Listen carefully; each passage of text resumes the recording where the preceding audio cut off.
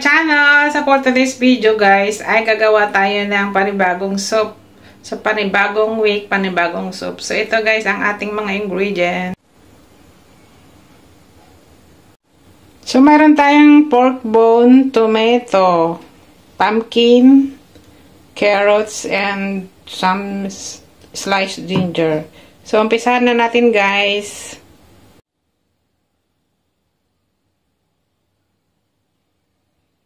So, magpakulo tayo ng tubig para pang-blanch ng pork bone. Then, wash the meat.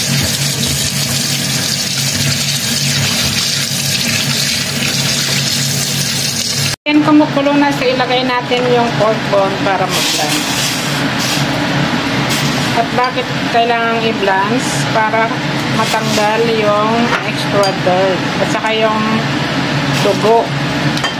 Then babalawan natin para hindi malabo ang sabaw.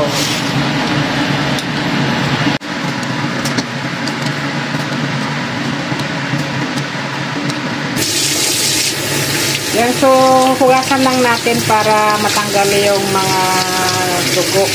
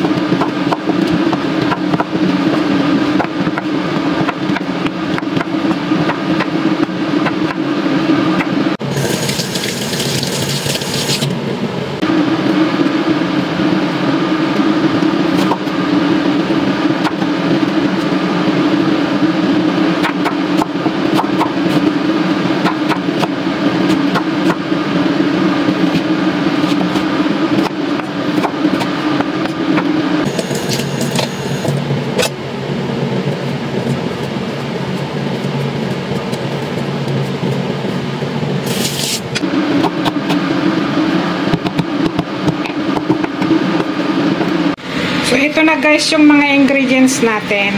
Ito yung squash, carrots, ginger, pork bone, and tomato. So, ilagay na natin guys kasi kumukulo na yung tubig. Yan, kumukulo na. So, ilagay natin yung pork bone.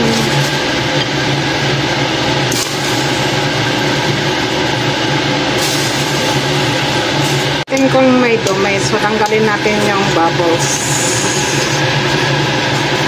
Siya saan ang madumi. So, pwede na natin ilagay lahat ng mga ingredients. Pwede na natin tong pumpkins and carrots. Dagdag ang isa. So, pagsama-samahin lang lahat. Itong tomato.